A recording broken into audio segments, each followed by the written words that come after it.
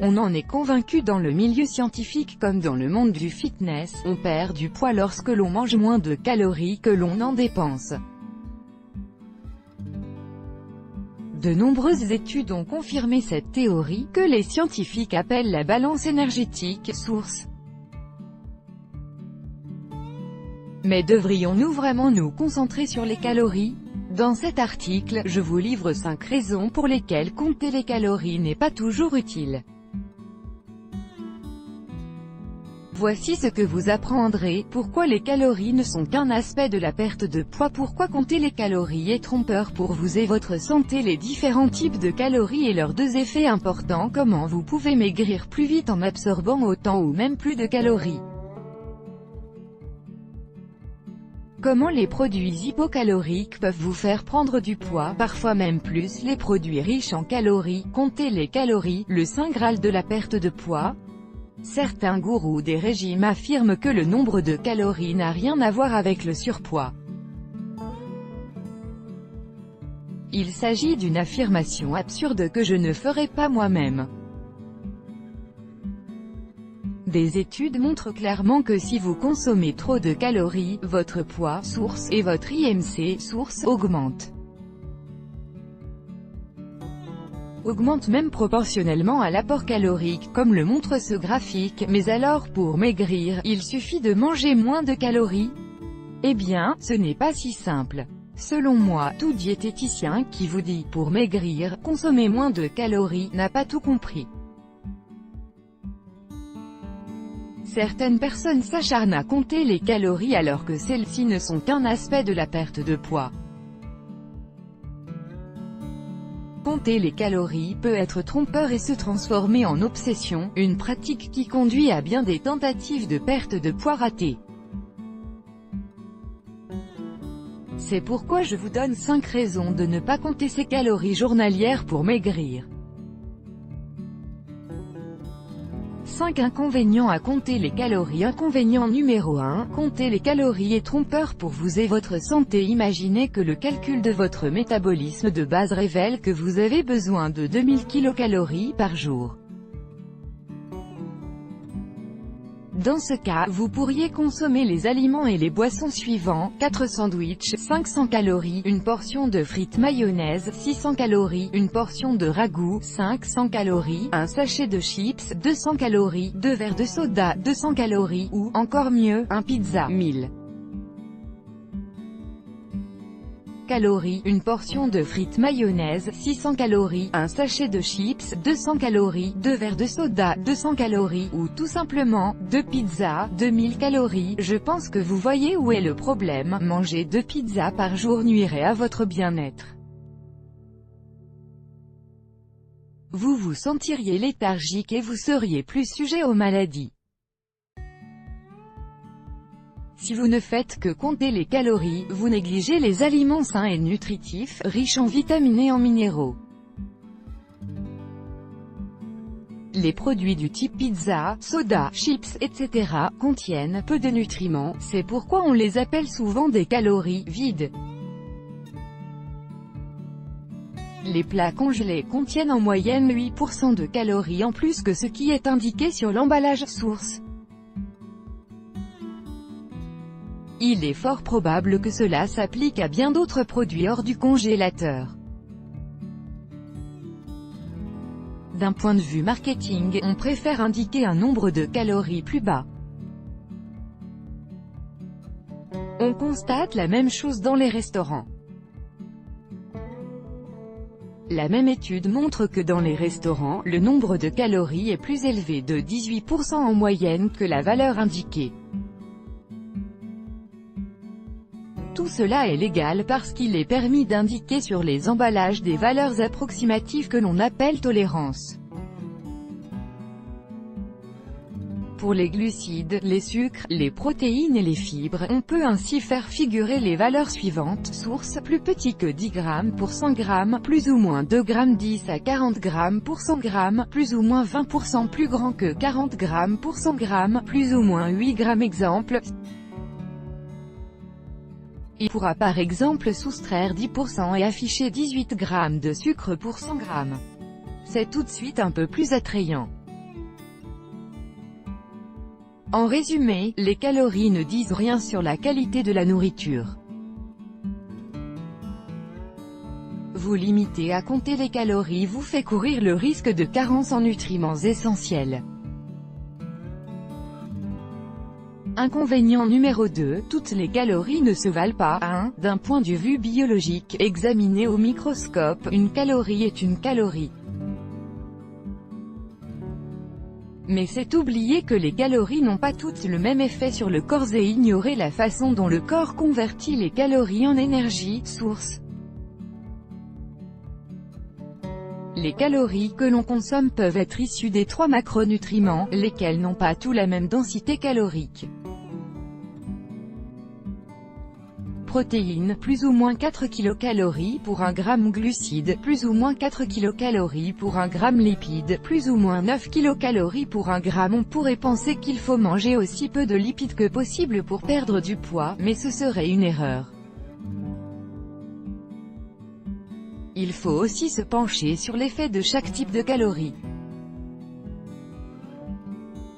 Les principaux effets des différentes calories sur le corps en termes de perte de poids sont les suivants. Insuline, une hormone qui, si vous en produisez excessivement, conduit au stockage de graisse. Satiété, le corps active les hormones de la satiété, ou supprime les hormones de la faim. Voici ce que montre le schéma.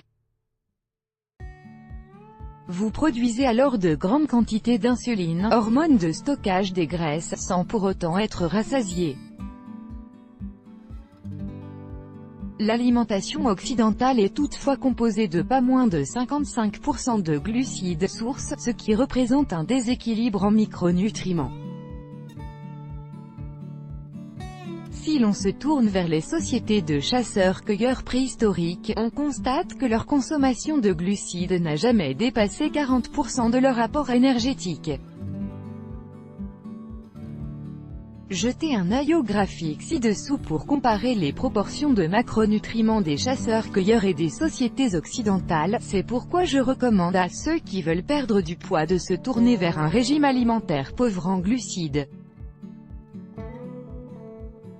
À mon avis, c'est le meilleur moyen de perdre du poids rapidement et sans danger. De nombreuses études montrent que l'on perd du poids plus rapidement en mangeant les bonnes calories, indépendamment du nombre de calories absorbées.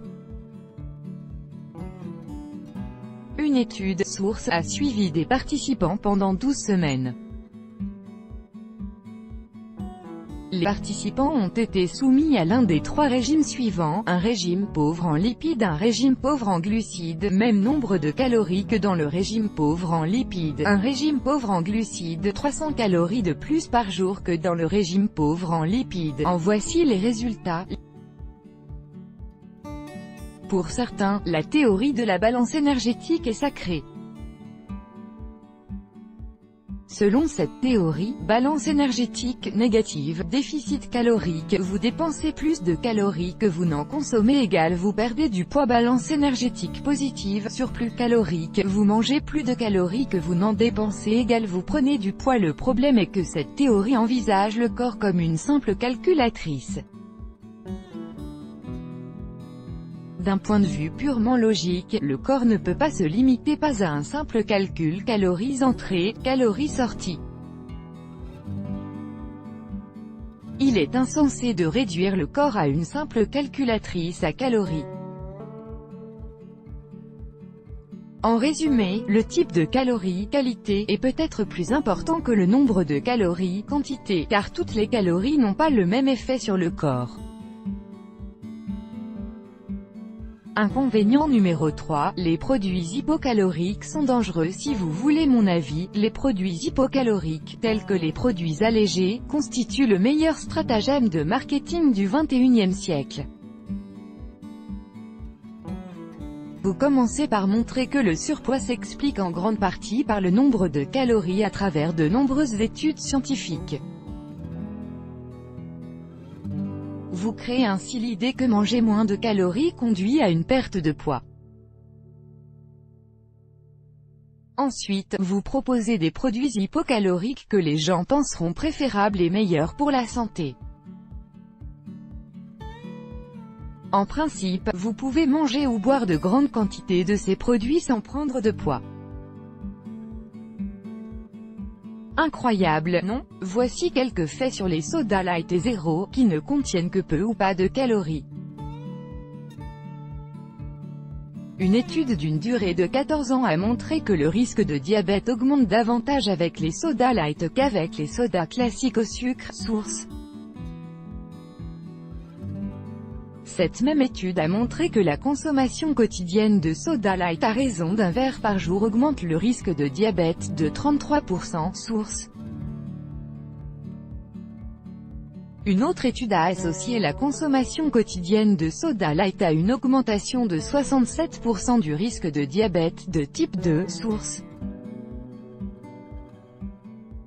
D'après une étude, les femmes qui boivent du soda light boivent 2 fois plus de soda que les femmes qui boivent du soda classique au sucre, source.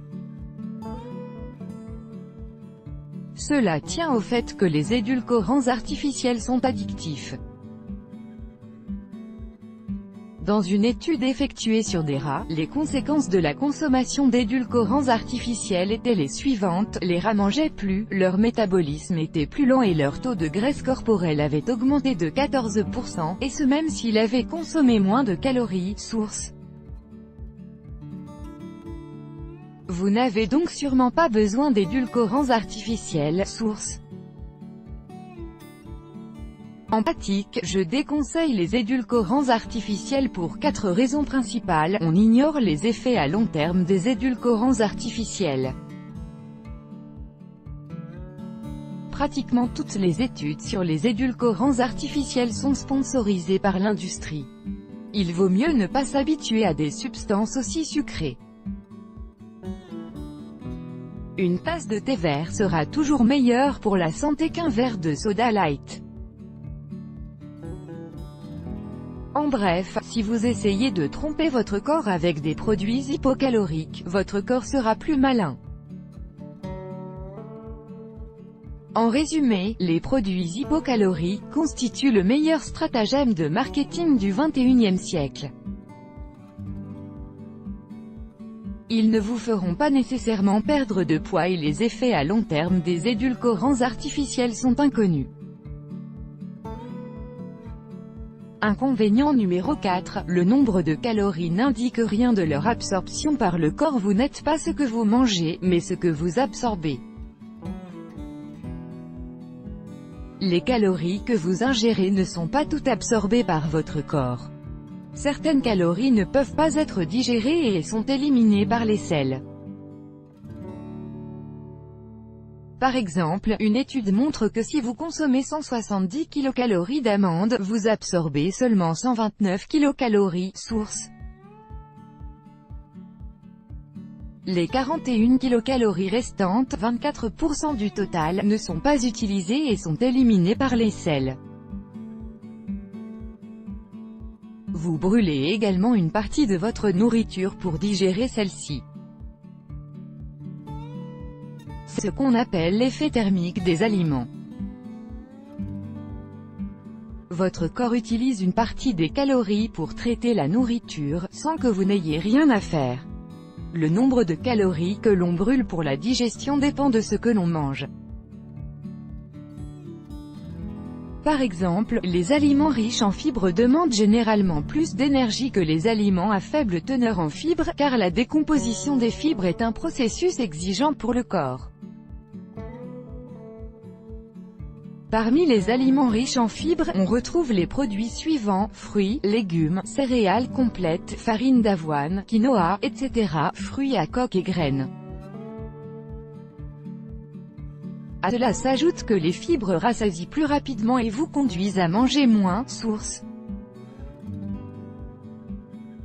C'est parce que les fibres font que votre estomac se vide plus lentement, source. Plusieurs études ont examiné le nombre de calories que l'on dépense au moment de la digestion. Cette dépense d'énergie correspond à ce que l'on appelle l'effet thermique des aliments. On a examiné chaque macronutrient dans les 7 heures suivant un repas d'environ 557 kcal, source. Voici ce que l'on dépense pour chaque macronutriment: protéines, environ 11%, glucides, environ 4%, lipides, environ 4%. En bref, c'est pour digérer les protéines que l'on dépense le plus de calories. À cela s'ajoute que les protéines rassasient plus que les lipides et les glucides, source. En règle générale, les aliments qui demandent beaucoup de temps et d'efforts à être traités, digérés possèdent un plus grand effet rassasiant. En résumé, votre corps n'absorbe pas toutes les calories que vous ingérez. Il dépense particulièrement beaucoup de calories pour digérer les aliments riches en protéines et en fibres. Inconvénient numéro 5, les personnes minces ne comptent pas leurs calories. C'est peut-être là l'argument le plus important de tous. Rarement verrez-vous des personnes minces compter les calories. Pourquoi pas? Eh bien, quand on mange ce qu'il faut, on arrête de manger quand on est rassasié. Si en revanche vous ne vous nourrissez que de fast-food, il y a un problème. Les aliments de fast-food ont un effet puissant sur le centre de récompense du cerveau, source. Pour être plus précis, les produits les plus problématiques sont les aliments transformés, dont ceux du fast-food, le sucre et le blé. La dépendance à la nourriture, ici à la malbouffe, est très similaire à la toxicomanie. Elle active les mêmes parties du cerveau, les mêmes neurotransmetteurs et de nombreux symptômes rejoignent ceux de la toxicomanie, source. Si vous donnez une alimentation saine à un groupe de rats, et une alimentation partiellement saine à un autre groupe de rats et un régime exclusivement constitué de fast-food à un dernier groupe, seul le dernier groupe développe des problèmes.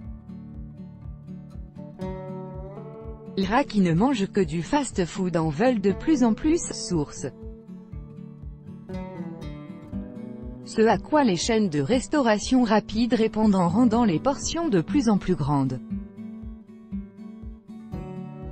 C'est pourquoi elles proposent des menus maxi ou XXL. Un soda XXL d'1 litre contient pas moins de 410 calories. Une portion de frites XXL contient 610 kilocalories. Cela vous revient donc déjà à plus de 1000 kilocalories avant même d'avoir touché au burger. Bien sûr, on ne devient pas accro au fast-food dès qu'on en mange. D'ailleurs, des études montrent que manger ce que vous voulez un seul jour par semaine présente de grands avantages. Les voici: le métabolisme augmente de 6,6% chez personnes minces et de 2,7% chez les personnes obèses. Source: une augmentation de la production de leptine, une hormone qui envoie au cerveau le signal de brûler plus de graisse. Source: la gréléine, l'hormone. Si vous mangez sainement, compter les calories est superflu. Compter ses calories pose un certain nombre de problèmes agaçants. Par exemple, on en perd le plaisir de manger, on prête moins attention à ses sensations, on se tourne vers les emballages qui affichent « allégé » et « light ». En résumé, si vous mangez sain, vous n'avez pas besoin de compter les calories car vous arrêterez de manger spontanément lorsque vous serez repu. C'est tout l'inverse avec les aliments transformés, tels que ceux du fast-food.